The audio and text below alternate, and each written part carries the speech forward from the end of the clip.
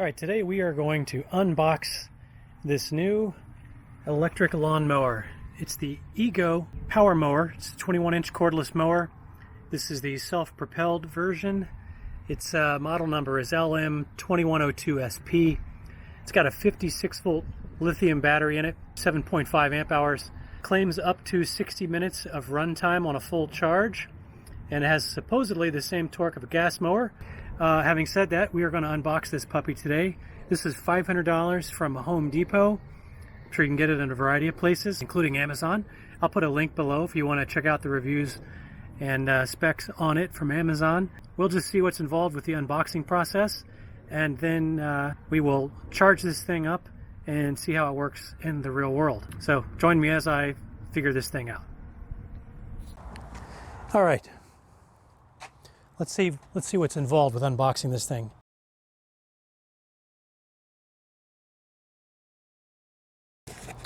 Here's our battery. The battery itself weighs about 10 pounds, maybe 8 or 10 pounds. Seems pretty rugged, and it's got a power switch on it, so we'll see how that all works. This is my first electric mower, so it's going to be an experience. All right. Here's the charge unit that plugs into the wall. So you don't actually plug the mower into the charger, you pull the battery, it looks like. Slides on like that. Pretty self-explanatory. It's got a pretty substantial user guide, almost as thick as what you'd get with a car.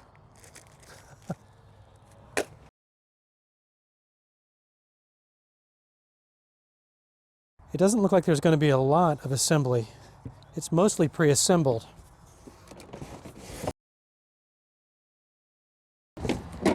But that is a beast.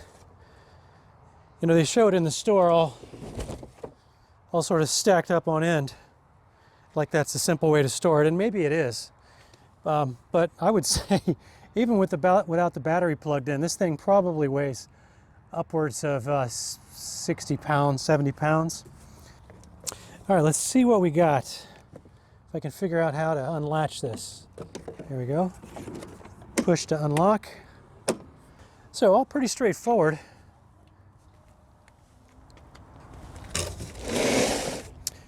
Not a whole lot in the box. We've got the mower pre-assembled. And it's a good looking mower, a lot of plastic, so I guess the upside of that is no rust. Same with these aluminum side rails here on the handle. Actually, it looks like you can extend it, so let's see. Oh, look at that. So it's a little sticky moving it up and down. Not a big deal. I assume that once I get it set up, I probably won't move it. I have to figure out all these controls. There's quite a bit. There's a power push button here to start the thing. I don't know if this thing has a charge on it already. Looks like it actually does. So there's some indicator lights on the back.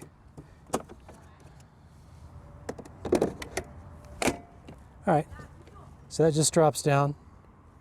Let's just see if we can fire it up.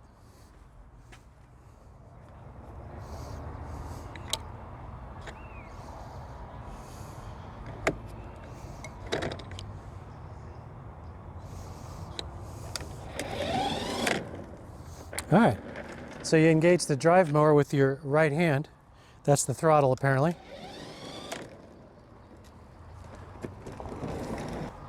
And I'm not sure what this does, so I have to figure all that out and explain that once I get this thing fully charged. So I'm not quite ready to use it. I need to adjust the height and all that. Anyway, pretty simple first start. The only thing really that you need to assemble is the catch bag in the back, which really just means putting this metal frame in the bag. So not a big deal. Everything else seems to be pre-set up, and there is at least some charge on the battery. So I'll familiarize myself with the manual, and then we'll take another look at it once I get this thing further set up. All right, just plug this thing in, just to get it charging here. You can see it's from the factory. It's got less than a 25% charge, and as the indicator indicates. It's got a ventilation fan on this thing, so it does run a little bit noisy. Obviously you're going to probably charge this in your garage or some other weather safe place, but probably not in your living area, so I don't imagine that's a big deal that it's a little bit noisy. Plus I assume once it's done charging, the fan will shut off.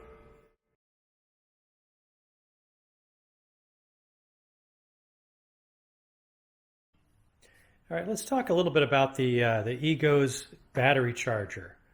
This Arc Lithium battery module is in one big chunk about the size of a large artesian style loaf of bread or something, and it fits on this charger unit that comes with a long enough cable that you can set it on the ground if you want, obviously, but it also has a couple of mounting holes in the back allowing you to mount it on the wall, as I've done here.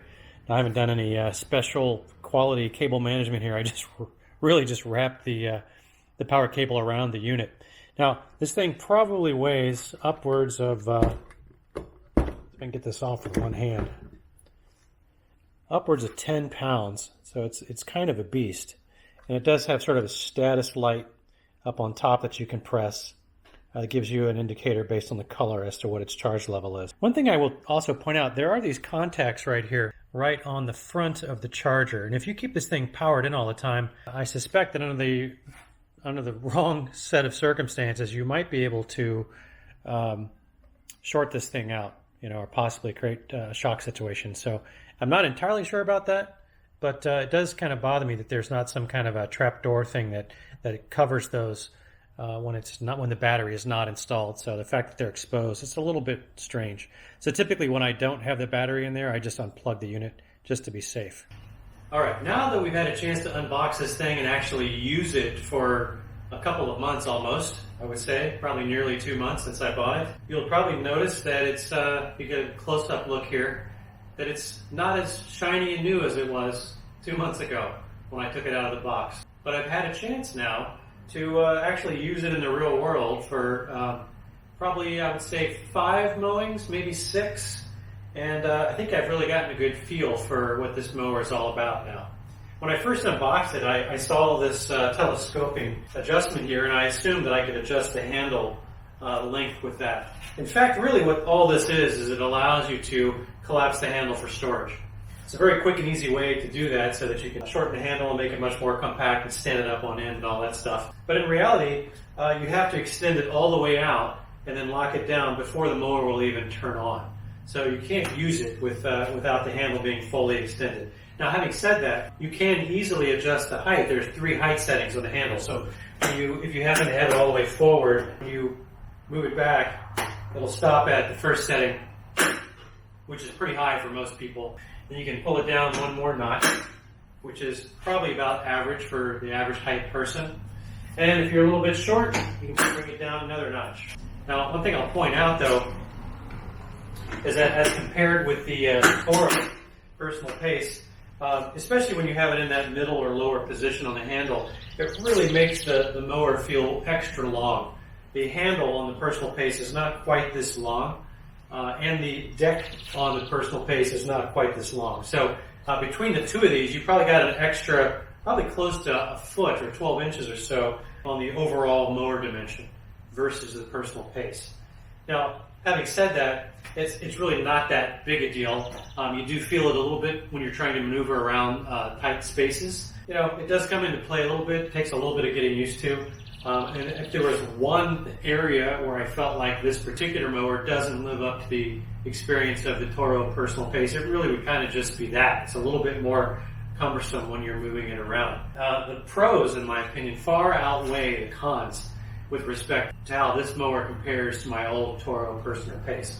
So let's talk about some things I like. First of all, to start it up, you first got to have the battery in there, obviously. Now, I already showed you the battery charger on the wall, so it's pretty straightforward.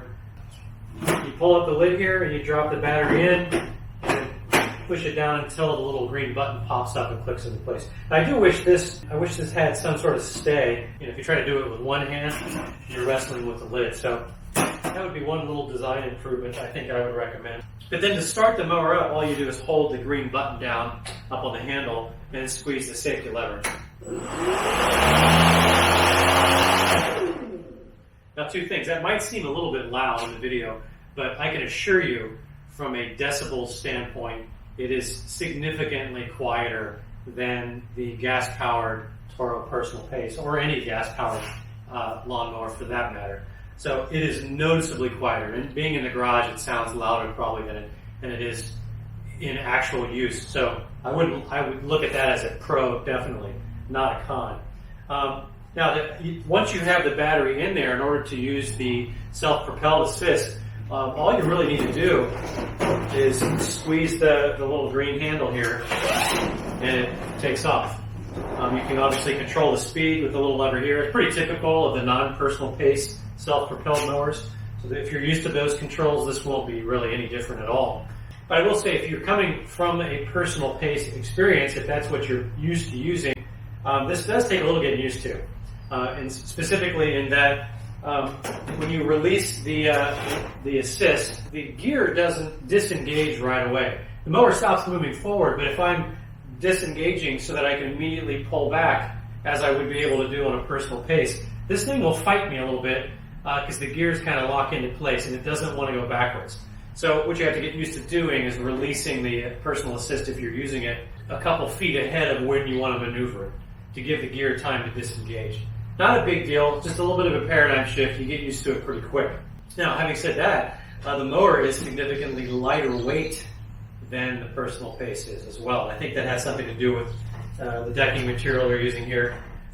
It's just, you can tell when you're pushing it through the grass without the assist, it is way easier to move through the grass. In fact, even though that battery is rated for an hour of use time with the assist, I find myself not using the assist about 30 or 40% of the time. I don't even bother because I don't need to. And it'll just extend the battery life if you don't use it. But I've got plenty of juice in the battery to enable me to mow my lawn, which normally takes, I would say the entire lawn takes somewhere around 45 to 50 minutes, so just shy of an hour.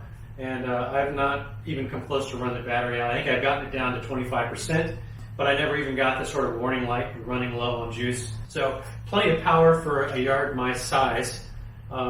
There's also, speaking of lights, there's headlights on this thing. So that's kind of cool. I didn't really expect that on a push mower like this. But yeah, so if you happen to be mowing and the sun starts going down, you're having trouble seeing your lines or whatever, you can flip the lights on. I've not tried using the lights when I'm mowing. I typically don't mow that late in the day, but the option is there should you need it. So pretty cool. By the way, this does come with a grass bag to catch your grass clippings. I use it in mulch mode. I take the bag off. I almost never bag my grass unless there's specific reason why I need to do it. So another feature on this guy that I really, really like is the height adjustment. On my personal pace, I literally have to adjust each wheel, and I have to count the little tangs in the metal to make sure on one wheel that I got it in the same position on the other wheel, otherwise the deck is not level. So this thing is a one-handed deal. It's like a little gear shift right here. So literally, to drop the mower down, you just move it to the side, and it drops the whole deck down in one shot. So changing heights on this thing is practically effortless. So it makes it so much easier. Sometimes I probably should have raised the height on my other mower when I let the grass get too tall, and I didn't bother. I just dealt with it bogging down a lot because it was too much of a pain to adjust the height on all the wheels and then adjust it back. But with this mower, it's super easy to just adjust it as needed. It's really a one-handed operation kind of thing. A little harder to raise the height because you're lifting the weight of the deck, but it's really still a one-handed thing. It's not a big deal. So having mentioned about mowing height, I will say that you do have to be careful. This thing has an overload cutoff on it, so if you let the grass get too high, and especially if it's wet and high, the mower can shut off on you. I've not experienced that, and I did mow some pretty tall grass. I mean, I was getting up into the, I would say, 6-7 inch range, easily maybe 8 inch range, and with the grass slightly damp. And I could feel the mower starting to complain a little bit, but it did not shut off on me. So I haven't experienced the actual overload cutoff. Yeah, so I'm not sure in the real world how big a deal the overload cutoff is. I still think it's probably has enough leeway in it that you will get by with pretty much any circumstance that you're dealing with, unless it's just crazy high. But I really am really happy with this mower. So if you're in the market for an electric mower, I think this Ego Power electric lawnmower is a good option to consider. I got mine from Home Depot, as I originally said. This is not a sponsored review in any way. This is a completely honest, unbiased, off-the-cuff review, unscripted, as you can tell by my many stops and starts. But I really do like this mower, and I'd be interested if you are using an Ego mower, what your experience has been, or if you're using an alternate electric mower brand, and to get any tips or tricks, or just share any experiences you might have. The whole point of me doing these videos is really just I like sharing the information. This is a lot of how I use YouTube. I go on and look for these kind of reviews for stuff that I'm considering buying. Hopefully you found this helpful. If you give us a thumbs up, consider subscribing if you like outdoor videos where we're doing lots of cool scenery and day hikes, or maybe even some backpacking and camping. Might stay for that as well, if that kind of thing interests you. But I appreciate you watching the video, and good luck with your electric mower decision. Thanks a lot.